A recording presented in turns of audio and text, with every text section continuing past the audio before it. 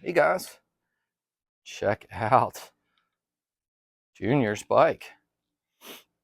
Where's the engine? Oh, it's right here. So guys, we're going to get into racing. My son and I are probably going to start going to some races together. We had picked up this 2001 KTM 50SX. It's not the mini adventure, it's the model up with the reeds. I think the model down does have the reed style cylinder, but they're the same bottom end. I got this whole deal for 500 bucks with his spare bottom end. The bike is really pretty in the pictures, but needless to say, it needed a lot of work. One good thing is we did salvage the crank, so that's good because I cannot find full crank assembly. I cannot find one out there for this bike. I did find one used, brand new one off, new used. Somebody had on eBay for 450 bucks. I thought, wow, that's crazy. But yeah, as you can see, we got a rod bearing out. The bearings feel pretty good in there. I got the bike. The compression wasn't too bad. I got it popping off, and I even had it running a couple times. And then shortly after, I could tell the crank seals were gone because they were leaking. It's a little bit of a bummer because I wanted to get it home and get it running quick. And you know how that goes. Sometimes it just doesn't work that way, guys. So we're going to crack into the bottom end of this engine, and we're going to try to get this crank put in here. We got some new crank seals, a whole new top end that's going to be in later on today. My goal was to get the bottom end in because I have parts coming in for another job that I'm actually have to get done. This is kind of playtime here, guys. But anyhow, without further ado, we're going to crack into this 2001 KTM 50. I'm super excited to get this built for my son. I was going to hog out the transfers and do a port job on this thing, and I thought, well, let's kind of keep it tamed down. Since I got a whole spare bottom end for his bike, I might work on getting this crank rebuilt, and then just kind of have some backup parts, and maybe we'll pull it apart and beef it up a little bit as he advances his riding ability. But yeah, so that's the plan, guys. Let's dive into this. And if you see Project 80 back here in the background, some of you guys might know about that. Some of you might not if you're just tuning in for the first time. But I got a whole YZ80 here, 99 YZ80. It's coming down the pipe too. That's going to go out for sale. We will play around with it a little bit and make sure everything's right for a little while, and then we'll probably put it out for sale. But we got a whole new bottom end to put together on this thing and top end. And I did do a cool or kind of crazy port job on this. Not crazy, not too crazy, but I think this 80 is going to run really, really well. But anyhow, let's dive into this little 50. All right, guys, if you haven't already noticed, I pulled the flywheel already. Easy job. Just pop it off. I didn't use any kind of remover. I just did the whack the crank trick. Especially this crank isn't any good. Well, I guess, we may rebuild it, but anyhow, that trick I've done for some time, and it's never damaged one crank yet. So we got that off. The clutch on this is a little tricky. It comes with this stupid design, and I'll show you guys when I pull the case apart. But yeah, the stupid design requires a special socket, which you can just grab your good old 17 millimeter and Dremel the sides down. I just used my porting carbine bits and rounded the two sides, and there you go. Boom, got that off. So made that tool. I did order one. Don't ask me why. After I made the tool, I ordered one anyway. And then to pop the clutch, I had to make this. I had to make this little rig here. Yeah, it's not the prettiest, but it works. So yeah, I thought I'd show you that. So there are some special tools you'll need that are kind of outside what you would normally use on something like this 80 here. And I do lie. I think I did pop the flywheel the first time that way. And I did end up finding a puller in my puller kit for these flywheels. So I recommend you doing it that way and not smacking the crank. That's probably not a good idea on something very high RPM like these. I mean, I think some of these can zing out to like 14,000. So you definitely don't want to be whacking on the crank if you can help it. But like I say, I knew this one was coming out. So, all right, guys, real quick, I snagged a couple pictures there, and you know, people can say what they want, but I always like to snag a couple pictures, especially when I know I don't have a service manual. I do have the manual I got on this phone. It's just a standard manual, and I'll put the two different engine types in the video for you guys. And like I say, this is the one up from the Mini Adventure, which was reedless, and this does have a reed system. So I think this engine makes just a little bit more power. I think the travel and the suspension might be slightly more aggressive, but don't hold me to that, guys, because I could be wrong. But yeah, that's what I like to do. Snag a couple pictures. It's just like you pop these grommets and stuff off sometimes in a hurry, and you kind of go back if you don't have the service manual, and you say, oh, well, how was that on there? Pictures help, guys, so don't ever be afraid to snag a picture.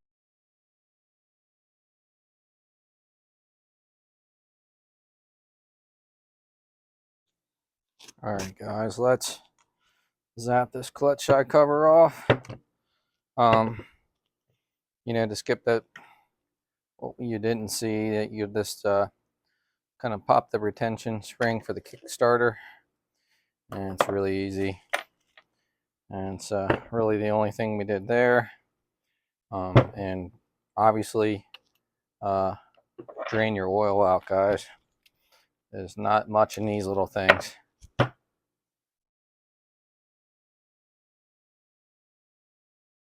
Take a look at this, guys. Look how gray this is. Crazy, right? Now this is definitely a different style clutch on this. Strange. Very strange. Definitely different than the other one. Like I say, the other bottom end it was about the same. I think that was a Mini Adventure bottom end, which is pretty much the same. I did notice it did have different sprockets. I think one was a 10 and one was 11. And this clutch definitely looks different. And these are right-handed threads, just so you know. Well, guys, we'll see if the good old handy-dandy tool is going to work, or am I going to have to wait for the one to come in?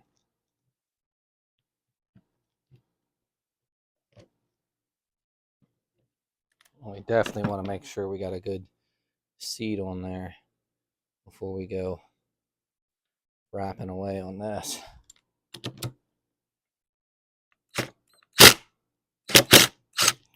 All right, guys. Who needs the special tool, right? Take your 17 millimeter and make one, man. Not very hard to do.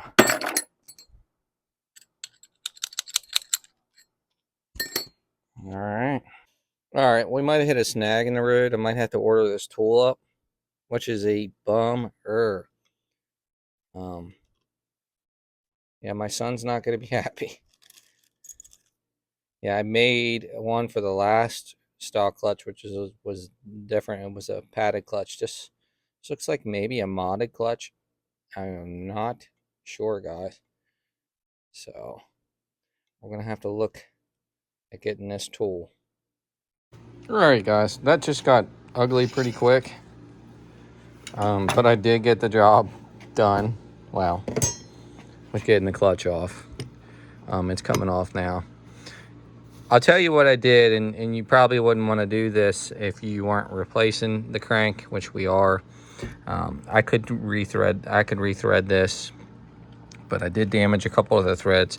I put the nut back on and put my pry bar behind the clutch and whacked it, and it did break it loose. But I'm not even going to show me doing that because I wouldn't want you all to do it. But I am going to tell you how I got it off. As you can see, there's a special tool to get that off. So we managed to get it off. So we should be about ready to split this case, guys.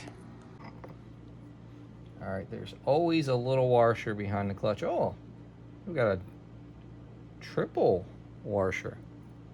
Guys, I don't know if this is an aftermarket clutch or just a clutch they put in this style engine with the reeds, maybe because of the more power. And guys, I can tell this crank seal is shot too. Yep, so yeah, major problem for this thing to run properly. Just gonna put all those washers down, keep that right there. And the last one I pulled apart.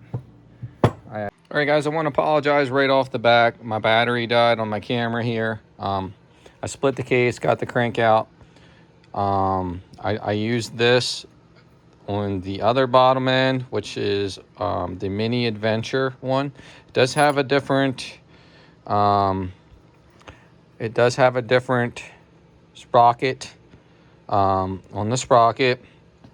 The cases are the exact same. This gear here is a little different. You could use the puller to get the clutch off. It appears on this, well, that style puller. And like I say, I'll try and post that style puller I'm talking about in the video. So that's definitely a little different design from that engine to the other. So just something to know. The crank on the other one, I pushed it right out with my hand. This one I did have to push it out with this puller slash pusher here. And again, I apologize, I jumped ahead. The clutch gave me a little problem. But like I say, I have to look back in the footage. What I did was just whack it out. And like I say, you wouldn't want to do that if you were trying to salvage the crank. But we definitely boogered the threads up a little bit. I mean, that's how bad that rod bearing is, but we definitely boogered up the threads a little bit. So and I did notice that the keyway on this looked like he might have had a loose bolt. So I don't know if this crank's even going to be salvageable to begin with for starters. So but we'll jump on to popping this off. Well, I just popped that off.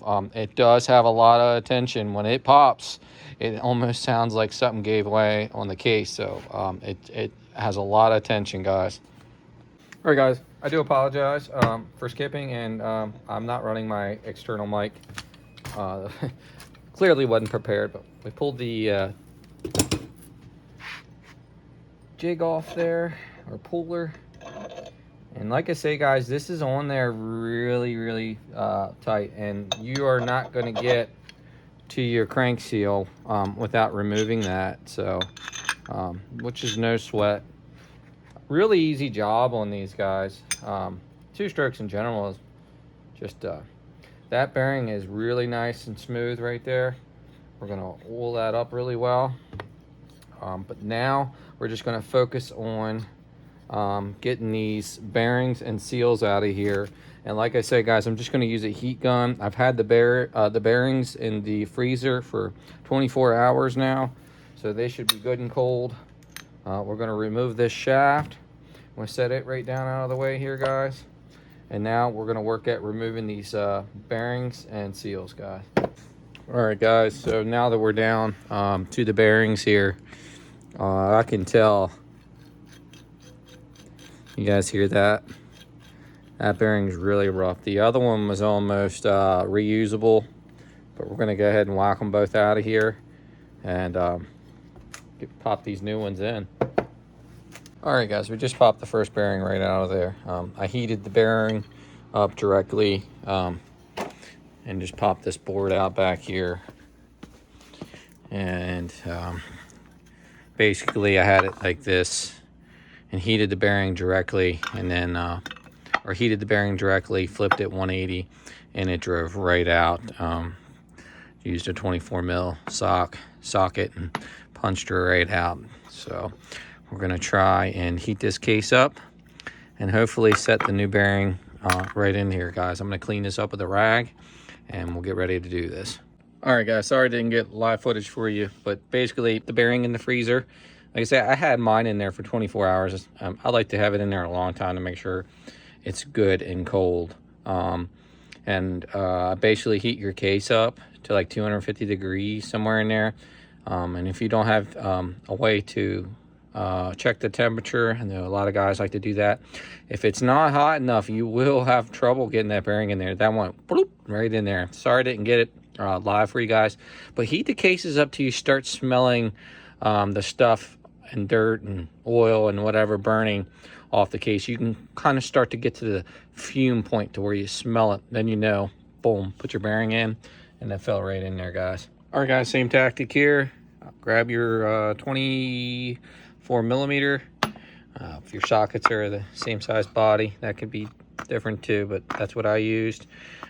Heat the bearing up directly on the push out side, and I just kept my heat gun directly on top of it. I don't know, about a minute or two. Flipped it over and then punched it right out. I mean, it just popped. It came right out real easy. So just another little tip for you guys. Preheat it. I like to preheat it. Know I'm getting my temperature fairly close. I go get the bearing. I set it somewhere close to me. I don't even hold it in my fingers. Not that that would change that much in temperature that quick, but I would even set it on something like the bearings on something like the hammer that's room temperature, because your fingers are going to be even warmer if you're sitting there holding it while you're finishing off getting it hot. And you want to do that transition really quickly. Aluminum cools fast, so as soon as you stop the heat, you want that bearing ready to go in, guys. All right, boom, guys, we dropped right in there. Had to let this case cool down a little bit. It's pretty hot. We'll get it up on the table and we'll start cleaning these mating surfaces.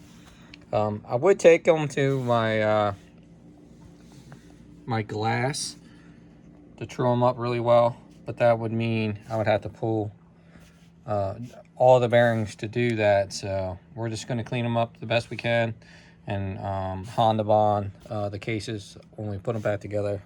It did have a gasket on it, but we're going to slap Honda Bond and send it. All right, guys, while we're waiting for the other one to cool down, I'm going to take my handy dandy Hercules sander buffer and clean this up good. This thing is awesome, guys. It'll make quick work of the job for sure, guys. Harbor Freight, where I got this, if anybody's curious. Trying to hold it on the angle so I'm not trying to throw that stuff into the bearing area. A whole lot. I could have kept that bearing out, but we had a bearing in it already, so it's kind of a lost cause. So we're just gonna not get too carried away with how fast we run this thing, and clean everything up good. I even running it slower like this, and if you watch out with the direction it goes, you'll be throwing your debris the opposite way.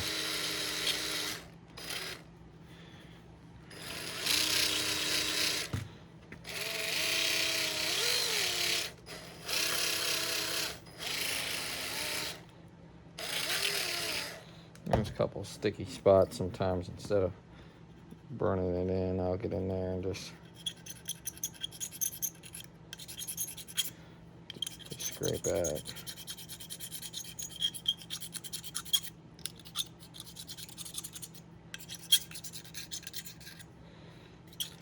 This should seal up nicely, guys. Sometimes you can even fingernail some of that out of there. I think we'll get that with the sander.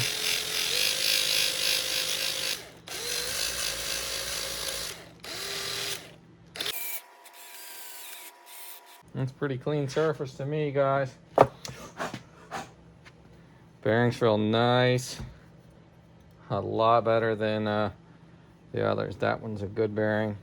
Other than me hitting it with some brake clean and making sure there's no oil residue, that one is ready to go, guys. We're gonna set that up here and grab the other one.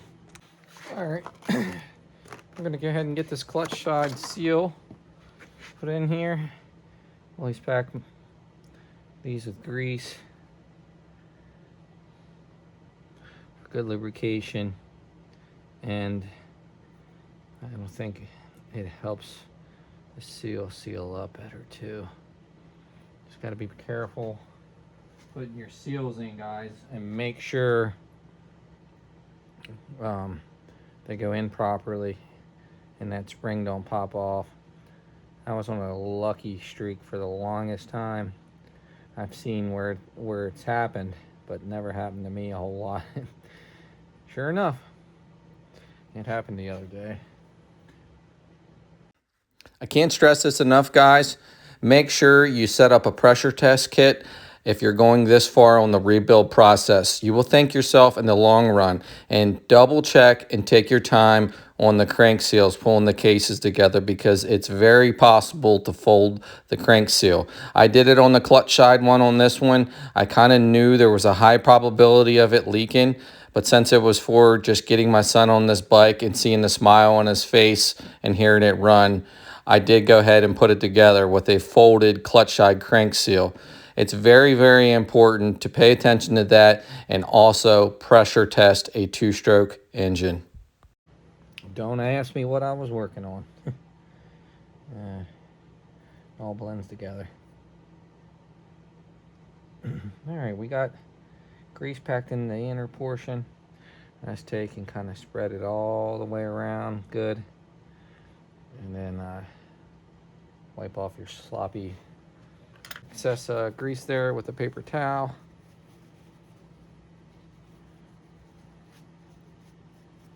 And the little bit I have left over, I usually just try to put a film on the seal itself. And then we'll jam her in there.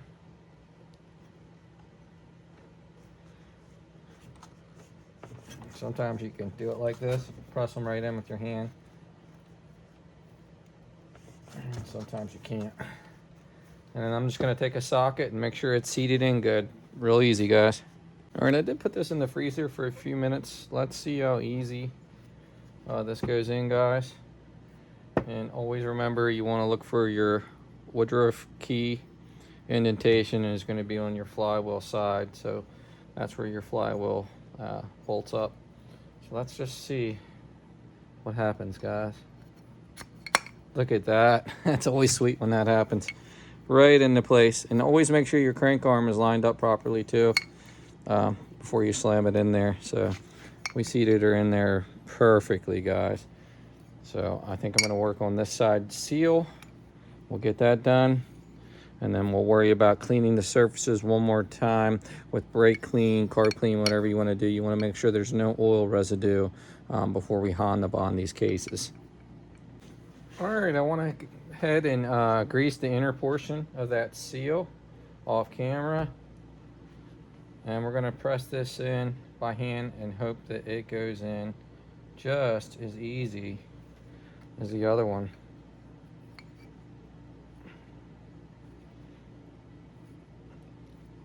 Yes, indeed.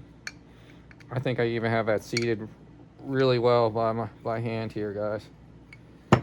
And I'll just use this. I use the same socket just to make sure it's seated in place, guys. But she's down. She is definitely down in there. Just be very cautious when you do this. You don't want to press it too hard and too far. Fold your seal up, but just kind of lightly tap around. You should be good. Boom.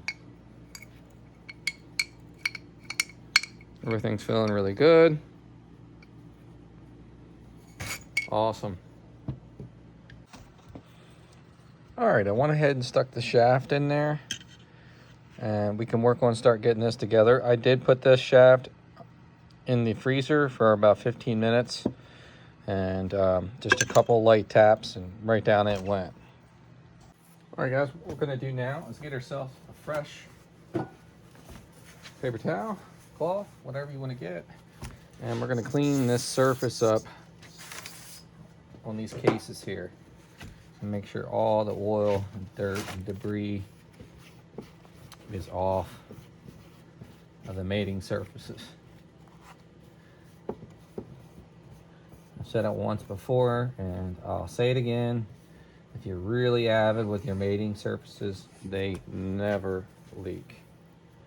So put the extra work in and you'll never have a leak, guys.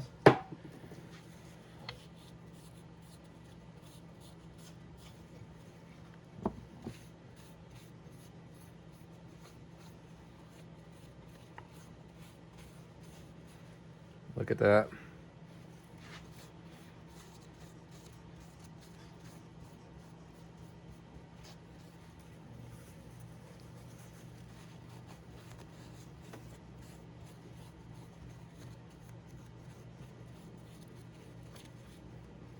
Still got more dirt off of it.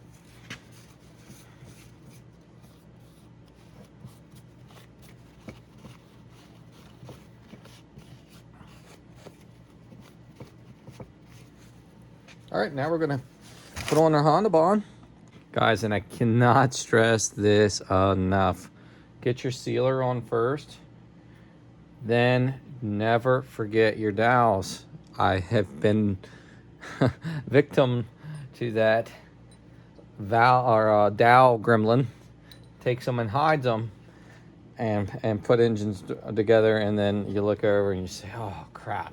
I've done it a couple times, so second time was enough, and I'm hoping it never happens again. And now I'm always like looking for them. As soon as I know I'm gonna do any kind of cylinder work or split cases or anything, you got to be very avid with that stuff, guys, because you don't want to forget it.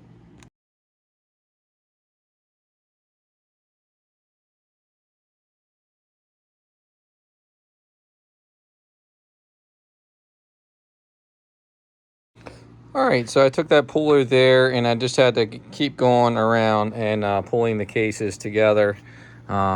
So now we're gonna flip it over and get some of the clutch side hardware on there to hold this thing together good, and check everything out here and get this puller removed from the case. So yep, like I anticipated, we had a clutch side crankshaft leak. It ran like dog. He ran it around the yard, and as it was warming up, it had a consistent smoke coming from the exhaust, which I know wasn't a rich batch of gas. I mixed it 32-to-1, and I could just tell it was smoking way too much. I let him get a couple runs in. It wouldn't even open up the power band. We brought it inside. I pulled the plug. I could tell that there was oil getting into the combustion chamber. I knew it was the crank seal, and I broke the news to him.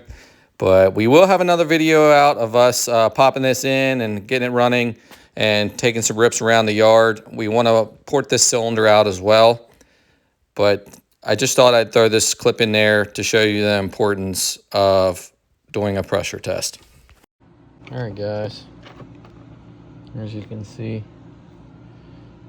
I had a feeling we were going to have an air leak there, and I kind of went with it anyway, just to get my boy up and running, because I folded the crank seal and I tried to push it back in with my little tool I had, and yeah, I kind of knew better. If it was for a customer, would have never done it, but we got it running anyway. It's just a matter of sealing this engine up. So we want to port this anyway, and I think that's what we're going to do. We're waiting for our gasket kit to come in, and we'll go from there.